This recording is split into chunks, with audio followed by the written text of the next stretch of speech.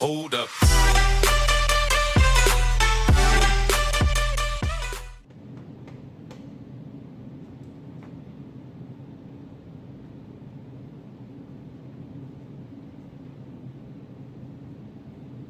Oh hi, didn't notice you there. My name's Chaim, and this is my digital multimeter. What's that? You don't know how to use one? No worries, friend, we got you.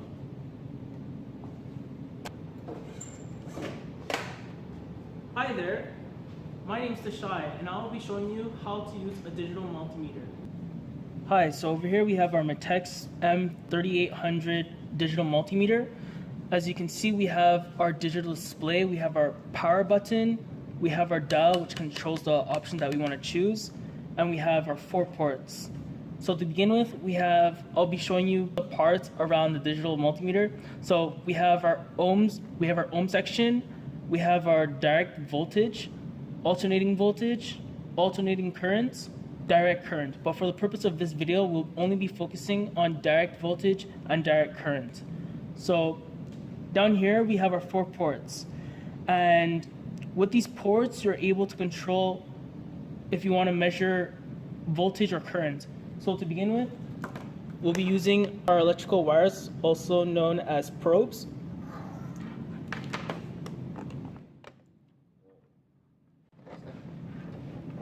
So the black probe will just be representing the probes as the black one will be negative output and the red one will be positive output.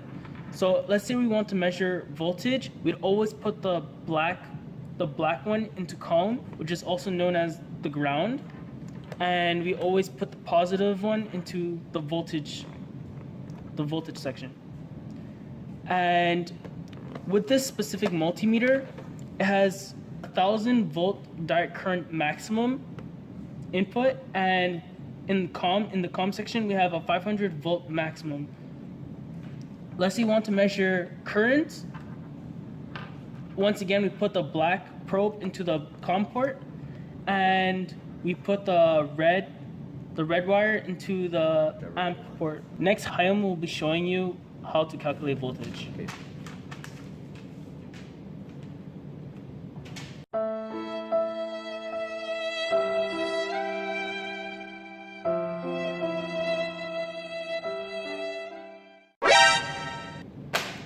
Well, hi again. I'm back, and I'm going to be demonstrating to you how to use voltage on your multimeter.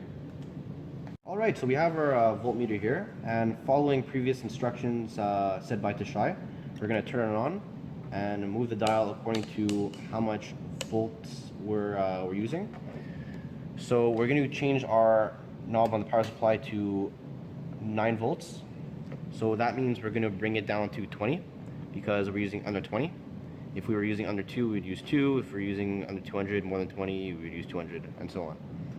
So, to start off, we're going to be putting our black negative into the COM, and putting it into the negative of the battery. And then, now since we're using volts, we're going to be putting our positive dial probe into positive red of the battery. And now if we turn the battery on, we're going to get a reading. Now we have 8.97. It's no significant difference. So that works out. That's how you take your basic voltage. Okay, so here we have a 9 volt battery, which will ideally be out of the package 9 volts. We're going to use our voltage settings in the multimeter to test if it is indeed 9 volts. So now, remembering what we said before, we're going to put the red to the positive and the black to negative, because if we don't, we're going to see we get a negative value. So we're going to put red to positive and black to negative. And we're going to see we have 7.18 volts around. Maybe 7.19. So why is the reading giving us 7.19 and not 9 volts? Isn't it a 9 volt battery? Well, after excessive use and usage of the battery, the charger is going to drop and you will no longer be getting the same voltage. So the more you use it, the lower the voltage will be. So you can tell through the testing that this is a used battery. Now let's say we have an actual circuit here, we're going to put the positive to the bottom. I'm going to build a simple circuit with a small light resistor. So as you can see, the light is turning on. So what's important to remember that when you're going to a circuit to test voltages, you are putting the voltmeter in parallel with the actual circuit.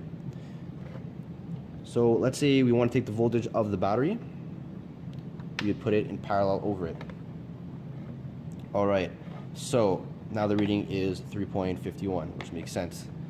So now this is the reason why, like being in parallel, putting the voltmeter in parallel is actually the reason why the resistance in voltmeters are so high. It is so high because you don't want the current to go through the new loop you just created. You want the circuit to be undisturbed and be the exact same as if you didn't put the voltmeter in the first place. So that's actually the reason why ammeters, opposed to the voltmeter, have ideally no resistance, because you put an ammeter in series to the circuit, breaking the circuit and putting it in the middle. So you want to have no resistance, so everything flows through, leaving the circuit undisturbed. Hi guys, my name is Chris, and I'll be showing you how to measure current in a series circuit.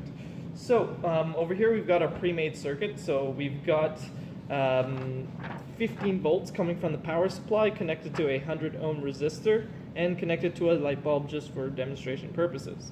So in order to measure current, we need to connect our ammeter to this circuit by breaking it at some point.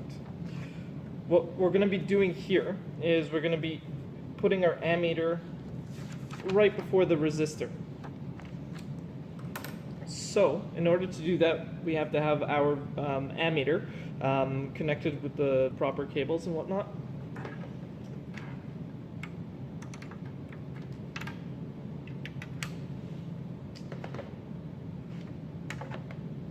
And now we have the ammeter that's connected in series in our series circuit. So it's reading right now that the current in this circuit is about 100 milliamps. And this concludes our tutorial on how to use a multimeter. Hopefully this helped. Thanks for watching. Hold up.